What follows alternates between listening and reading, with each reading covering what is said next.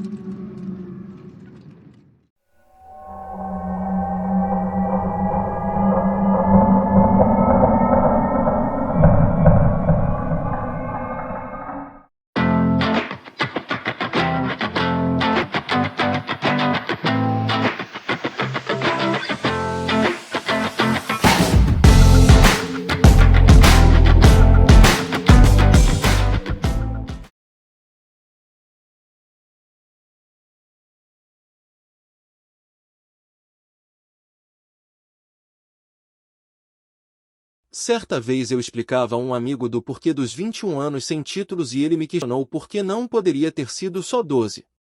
Eu tive que dar uma volta imensa para poder explicar, e o que eu disse foi mais ou menos isso. Você alguma vez já se perguntou sobre por que Deus enviou o seu Filho primogênito para nos salvar?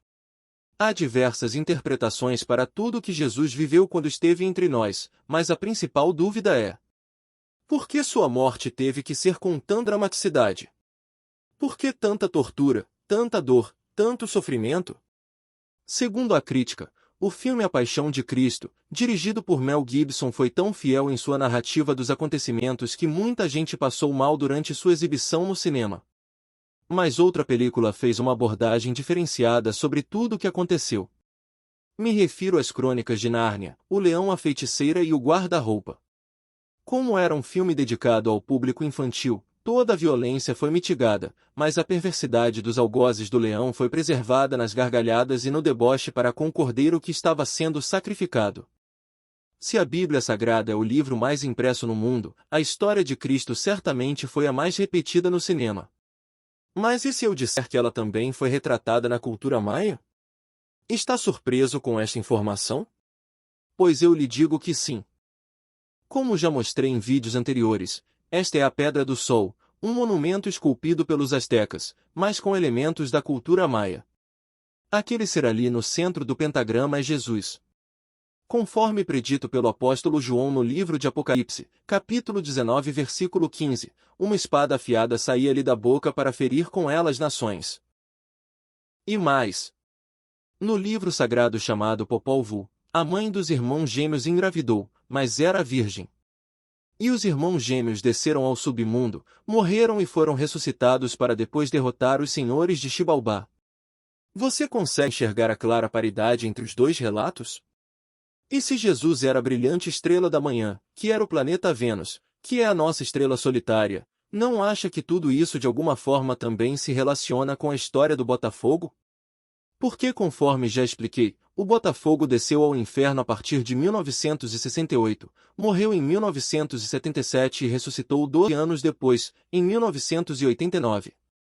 E para quem não viveu aquele período, aqueles 21 anos foram sofridos demais.